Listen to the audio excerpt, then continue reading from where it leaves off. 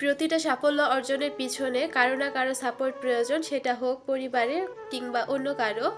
ইউটিউবে চলার পথে আমার সকল প্রিয় আপু ভাইয়াদের সাপোর্ট থাকলেই আমি সামনে এগিয়ে যেতে পারবো। আপনাদের এত এত দোয়া এবং ভালোবাসা, ইনশাআল্লাহ একটা সময় ঠিকই সফলতার দ্বার প্রান্তে গিয়ে পৌঁছাবো। আপনাদের জন্য অনেক অনেক ভালোবাসা ও দোয়া রইল। আপনারা যেমন আমাকে মন থেকে দোয়া করেন, আমিও আপনাদের জন্য মন থেকে অনেক অনেক দোয়া করি, যাতে আপনারাও সবসময় ভালো থাকেন, সুস্থ থাকেন এবং সুন্দর সুন্দর কমেন্ট করে আমাদেরকে প্রতিনিয়ত উৎসাহিত করে যান। হ্যালো এভরিওয়ান, আসসালামু আলাইকুম। কেমন আছেন সবাই? আশা করছি আপনারা সবাই খুব ভালো আছেন, যে যেখানে আছেন সুস্থ আছেন, ভালো আছেন। আলহামদুলিল্লাহ, আল্লাহর অশেষ রহমতে আপনাদের দোয়া এবং ভালোবাসায় আমিও বেশ ভালো আছি। যাই হোক, অনেকেই বলেছেন আপু তুমি রেগুলারলি ভিডিও দাও, তোমার ভিডিও দেখতে অনেক ভালো লাগে। তো আজকে থেকে ইচ্ছে করেছি যে আপনাদের সাথে প্রতিদিনই ভিডিও শেয়ার করব, যদিও বা একটু কষ্ট হবে, কারণ আপনারা তো জানেন অসুস্থ নিয়ে আসলে সংসারের সমস্ত কাজকর্মগুলো সামলে ভিডিও করা অনেকটা টাফের ব্যাপার। তবে যাই হোক, আমার সকল আপু ভাইয়াদের ভালোবাসা সেটা তো আর আমি ফেলতে পারি না। সবার অনুরোধেই আমি রেগুলারলি ভিডিও দেওয়ার চেষ্টা করব। আজকে মূলত আপনাদের সাথে শেয়ার করার চেষ্টা করেছি দেরি করে ঘুম থেকে উঠেও সংসারের সমস্ত কাজ সময়ের মধ্যে যেভাবে গুছিয়ে করি, তার কিছু সহজ উপায় থাকছে আমার আজকের ভিডিওতে। অনেক সময় দেখা যাচ্ছে আমরা অনেক কারণবশত সংসারের কাজগুলো করতে পারি না। বিশেষ করে আমি যে কাজটা করি সেটা হচ্ছে সকালে উঠে নাস্তা বানানোর পর আমি কিছুক্ষণ ঘুমাই, আর ঘুম থেকে উঠতে উঠতে প্রায় 11টা কিংবা 11:30 বেজে যায়। তো 11:30টার সময় উঠে আমি যা রান্না করব আগে সেটার জোগাড় দেই। এরপরে রান্নাঘরের কাজগুলো শুরু করি, যেমন থালাবাটি ক্লিন করা বা ঘরটাকে হালকা পাতলা ক্লিন করে এরপর আমি সবজিগুলা ধুয়ে নেই। এরপর রান্না বসিয়ে দিয়ে আমি কিন্তু আমার সংসারের অন্যান্য কাজগুলো করে নেই। এতে করে দেখা যাচ্ছে আমার রান্নাও হয়ে যায়, সংসারের অন্যান্য কাজও হয়ে যায়। বলতে পারেন 11টা থেকে 1টার মধ্যে আমার সংসারের সমস্ত কাজ কিন্তু সুন্দরভাবে করে নিতে পারি। যদি একটু বুদ্ধি করে আপনারা কাজগুলো গুছিয়ে করতে পারেন, তাহলে দেখা যাচ্ছে কোনো কাজই কঠিন না। এলোমেলো বাসাটাকেও আপনি প্রায় 1 ঘন্টা সময় দিলেই পুরো বাসাটা কিন্তু সুন্দরভাবে গুছিয়ে নেওয়া সম্ভব। অনেকেই আমার জন্য কত ভিডিওতে দোয়া করেছেন, অনেকেই অনেক কিছু জানতে চেয়েছিলেন। এর মধ্যে কিছু আপুদের প্রশ্ন ছিল, তুমি যে এসব কথা ইউটিউবে বলো তোমার হাজবেন্ড কিছু বলে না? তো সে ভিডিওগুলো দেখে না, তো থাম্বনেল এবং টাইটেল দেখে হয়তো মাঝে সাঝে কিছু বলে। তবে সে যে বেশি কিছু বলবে তার কোনো উপায় থাকে না, কারণ আমি তো মিথ্যা কিছু বলছি না, যেটা সত্যি সেটাই বলছি। তাহলে সত্যি কথা বলতে এত কিসের ভয়? তো আমি সবসময় সত্যিটা বলতে পছন্দ করি, এতে যা কিছুই হয়ে যাক না কেন। তো যাই হোক, আপনারা অনেক অনেক ভালোবাসার মানুষ আছেন যারা প্রতিনিয়ত আমাকে সাপোর্ট করে যান। এর মধ্যে কিছু আপুদের কমেন্ট না পেলে আমার কেন জানি না একটুও ভালো লাগে না। ইন্ডিয়া থেকে স্বস্তিকা রাক্ষিত আপুর আমাকে প্রতিনিয়তই আগে কমেন্ট করতো, এখন মাঝে সাঝে করে। তো হুট করেই মাঝখানে উনি কমেন্ট করা বন্ধ করে দিয়েছিল। তো আপুটাকে আমি অনেক বেশি মিস করতাম। তো আমি নূর আপুকে অনেকবার জিজ্ঞেস করেছি যে আপু, ওই আপুটা কি আপনাকে কমেন্ট করে কি না? আমাকে তো কমেন্ট করে না। তো এই ব্যাপার। আরেকজন আপু আছেন কামরুন নাহার বেগম, যিনি প্রতিনিয়তই আমার ভিডিও দেখেন এবং কমেন্ট করেন।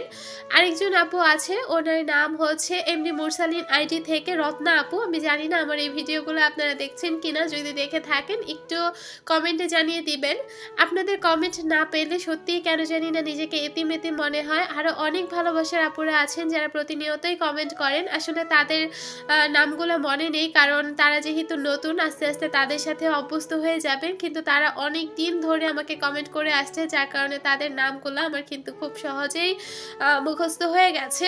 নতুন যারা আমার পরিবারে যুক্ত হচ্ছেন তাদেরকে বলবো যে আপনারা আমার পাশে থাকেন, ইনশাআল্লাহ সময় সুযোগ করে আপনাদের চ্যানেলে আমি চলে যাব। যেহেতু এখন একটু অসুস্থ, সেই সাথে সংসারের সব কিছু একাই সামলাতে হচ্ছে, সেই কারণে একটু হিমশিম খেয়ে যাচ্ছি। একটু ঠিকঠাক হলে ইনশাআল্লাহ আপনাদেরকেও আমি সাপোর্ট করব। এদিকে বেডটা গুছিয়ে নিয়েছি, আর দেখতেই পাচ্ছেন আমার ছোট বাবাটার কাণ্ড, সে সবসময় কিন্তু এমন হুড়োপাটি করতেই থাকে। তো এদিকে মোছামুছির কাজগুলোও করে নিয়েছিলাম। ফার্নিচারগুলো অনেক দিন ধরে ক্লিন করা হয় না, প্রায় 10 থেকে 15 দিন হয়ে গেছে আমি আসলে এই মোছামুছির কাজগুলো করছি না। আজকেও যে খুব ভালোভাবে ক্লিনিংয়ের কাজগুলো করছি এমন না, করতে হবে সেই জন্যই করছি। তো ভাবলাম যেহেতু করছি আমার আপুদের সাথে শেয়ার করি। যেহেতু বাইরে প্রচুর পরিমাণ ঠান্ডা, তো সবসময় সোয়েটার কিংবা চাদর গায়ে রাখতেই হয়।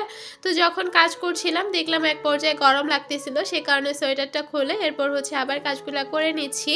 এই কাজগুলো আমরা প্রত্যেকটা গৃহিণী কিন্তু প্রতিনিয়তই করে থাকি। অনেকেই ভিডিও আকারে শেয়ার করি, অনেকেই করি না। আমার বেশ কিছুদিন ধরে এই ঘর গুছানোর কাজগুলো শেয়ার করা হচ্ছিল না। তো আজকে মনে হলো যে ঘর গুছানো দিয়েই আমার আপুদের সাথে ভিডিও শেয়ার করি।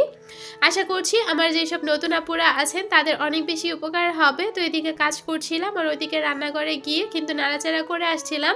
যেহেতু শাক বসিয়ে এসেছি, পুড়ে যাওয়ার কোনো ভয় নেই, কারণ শাক থেকে পানি উঠবে, সেটা সেদ্ধ হবে, প্রায় কিছুক্ষণ কিন্তু সময়ই লাগে। তো সেই সময়ের মধ্যে আমার রুমটা কিন্তু সুন্দরভাবে গোছানো হয়ে গিয়েছিল আর আমি অফ ক্যামেরায় কিন্তু রুমটাও ঝাড়ু দিয়ে নিয়েছিলাম। সেটা শেয়ার করতে পারিনি, কারণ তাড়াহুড়ো করে কাজ করতে গেলে দেখা যাচ্ছে যে অনেক কিছুই ক্যামেরাবন্দি করা যায় না। ক্যামেরাবন্দি করে যেই কাজটা হচ্ছে আমি 15 মিনিটে করব, অফ ক্যামেরায় হচ্ছে আমি সেই কাজটা 5 মিনিটে করে ফেলবো। তো যাই হোক, যেহেতু শীতের দিন এখন হচ্ছে সোয়েটার শাল এগুলো থাকবে, এটাই স্বাভাবিক। তো আলনা একদম ভরপুর হয়ে গেছে। যেহেতু ওয়ার্ডরোব কিনেছি তারপরও মনে হচ্ছে যে আরেকটা ওয়ার্ডরোব প্রয়োজন। আগে খুব ভালোভাবে সব কিছু ম্যানেজ হয়ে যেত, কিন্তু শীতের দিন আসলে মনে হয় যে জামা কাপড় একটু বেশিই হয়। একটা ভিডিও বানাতে গেলে ভয়েসটা অনেক বেশি জরুরি। ভয়েস যদি ঠিকঠাক মতো হয় তাহলে সেই ভিডিওটা দেখতেও ভালো লাগে। অনেকেই আমার কথা শুনতে পছন্দ করেন বা আমার কথার কারণেই হচ্ছে সাবস্ক্রাইব করেছিলেন। তারা হয়তো বা বেশ কিছুদিন ধরে এই ভাঙা গলার কথা শুনছেন, হয়তো আপনাদের কাছে ভালো লাগছে না, কিন্তু কি করব বলেন, যদি এতদিন ভিডিও নাও দেই চ্যানেলের অবস্থা খারাপ হবে, সেই ভেবেও হচ্ছে কন্টিনিউ করছি। এদিকে কিন্তু আমার শাক ভাজিটা হয়ে গেছে। তো এই যে দেখেন, শাকটা সেদ্ধ করতে করতে কিন্তু আমার রুমটা গোছানো হয়ে গেছে। তো এতে করে দেখা যাচ্ছে যে আমার কাজ অনেকটাই এগিয়ে এসেছে আর এখন প্রায় 12টার মতো বাজে। তো এখন হচ্ছে আমি তরকারিটা বসিয়ে নিব।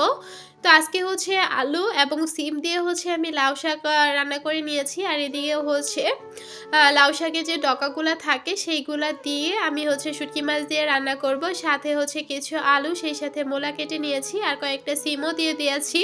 তো আপনাদের ভাইয়া দেখে বলতেছে সব সবজি যদি একদিনে খেয়ে ফেলো পরের দিন কি খাবা। তো বললাম যেহেতু মিক্স, শীতের দিন মিক্স সবজি খেতে আমার কিন্তু বেশ ভালো লাগে। আর ইদানিং আসলে মুখের রুচি কেন জানি না হচ্ছে না, সেই কারণে খাবার দাবার ভালো লাগছে না। তো যখন যেটা মন হয় চেষ্টা করি রান্না করে খাওয়ার জন্য। আমার তো আর তেমন কেউ নাই যে বলবো এটা খেতে ইচ্ছে হয়েছে আমাকে রান্না করে দিবে। তো নিজের খাবার নিজেকেই জোগাড় করতে হবে। ভেবেছিলাম আজকে আপনাদেরকে একটা খুশির খবর দিব, কিন্তু দুঃখের বিষয়, একটা খারাপ খবর আপনার সাথে শেয়ার করতে হচ্ছে। আমি জানি না আমার সাথেই কেন এমন হয়, সব খারাপ কি আমার সাথেই ঘটে। ধৈর্য ধরতে ধরতে জীবনের অর্ধেকটা সময় পার করে ফেলেছি। জানি না কবে সেই সুখের দিন আসবে বা আদৌ আসবে কিনা, তবে প্রত্যেকটা দিন সেই সুখের দিন আসবে বলে অপেক্ষা করে থাকি। মাঝে মধ্যে মনে হয় এই বুঝি সুখ চলে এসেছে, কিন্তু পরবর্তীতে আবারও হতাশ হই। তো যাই হোক, এবার খবরটা আপনাদের সাথে শেয়ার করি। বেশ কিছুদিন ধরে আমার খাবারের অরুচি ছিল বা অনীহা ছিল। সব কিছু দেখে ভেবেছিলাম যে আলহামদুলিল্লাহ নতুন অতিথি আসতে চলছে, সেই ভেবে আমি একটা কিট টেস্ট করি। টেস্ট করার পর দেখলাম যে আলহামদুলিল্লাহ সেটা পজিটিভ এসেছে। কিন্তু আজকে গতকালকে সকালবেলা প্রায় 10টা সাড়ে 10টার দিকে এই ভিডিওটা যখন করছিলাম তখনই হচ্ছে আমার মিসক্যারেজ হয়ে যায়। এটা যে আসলে কতটা কষ্টকর এবং যন্ত্রণাদায়ক, যার সাথে এটা হয়েছে সেই বুঝতে পারবে। তো আসার উপলক্ষে আমি বেশ খুশিই ছিলাম, কিন্তু আল্লাহ তাআলা আবার নিয়ে গেছেন সেটা ভেবেও আমি খুশি। কারণ যে আসবে, সে যদি আসতো, সে আমার মতোই রূপ নিয়ে পৃথিবীতে বসবাস করতো, আর যেটা মা হিসেবে কখনোই সহ্য করতে পারতাম না। সবাই আমার জন্য দোয়া করবেন।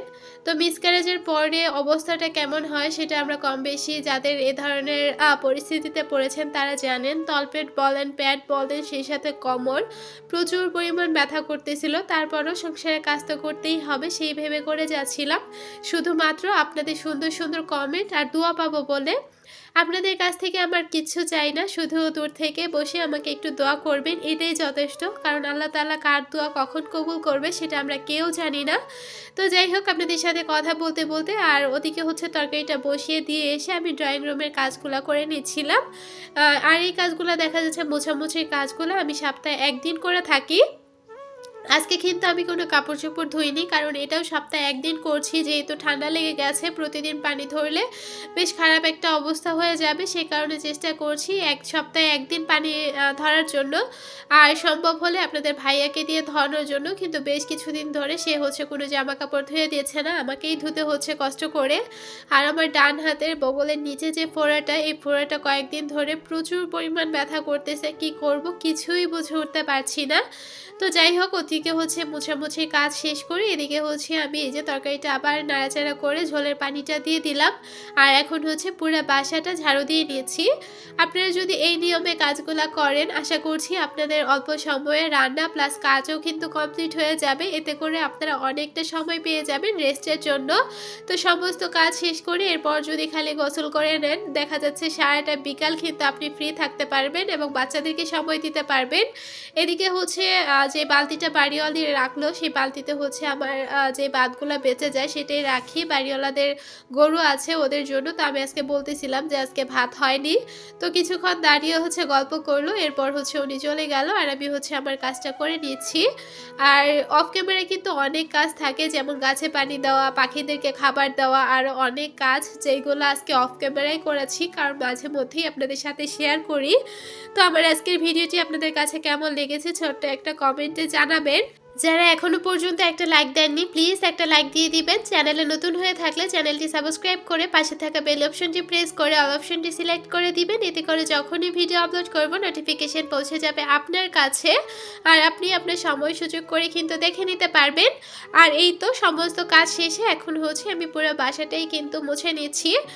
নতুন একটা মপ আনা হয়েছে কিন্তু এটা দিয়ে আসলে কাজ করতে পারছি না। এটা দিয়ে কাজ করতে গেলে কোমর আরও বেশি ব্যথা করে, এর থেকে মনে হয় হাত দিয়ে মুছলেই খুব তাড়াতাড়ি কাজটা হয়ে যেত। তারপরেও চেষ্টা করছি। আগের মপটা তো আসলে নষ্ট হয়ে গেছে, যেটা আমি রিসাইকেল করেছিলাম ওটাও প্রায় 4 মাস ব্যবহার করেছি। রুমগুলো এবং ড্রয়িং রুমটা আমি ভালোভাবে কিন্তু মুছে নিয়েছি আর সেই সাথে আমার তরকারিটাও কিন্তু হয়ে গেছে। এক পর্যায়ে ভুলে গিয়েছিলাম যে আমি তরকারি বসিয়ে এসেছি, পরে দৌড়ে এসে দেখি তরকারিটা একটু লেগে গেছে। তো যাই হোক পোড়া লাগেনি, হালকা একটু লেগেছে। আর এই অবস্থায় চুলাটা বন্ধ করে দিয়েছি। আর এই তো তরকারির ফাইনাল লুক। আজকের মতো এখানেই বিদায় নিয়েছি। সবাই ভালো থাকবেন, সুস্থ থাকবেন। আল্লাহ হাফেজ।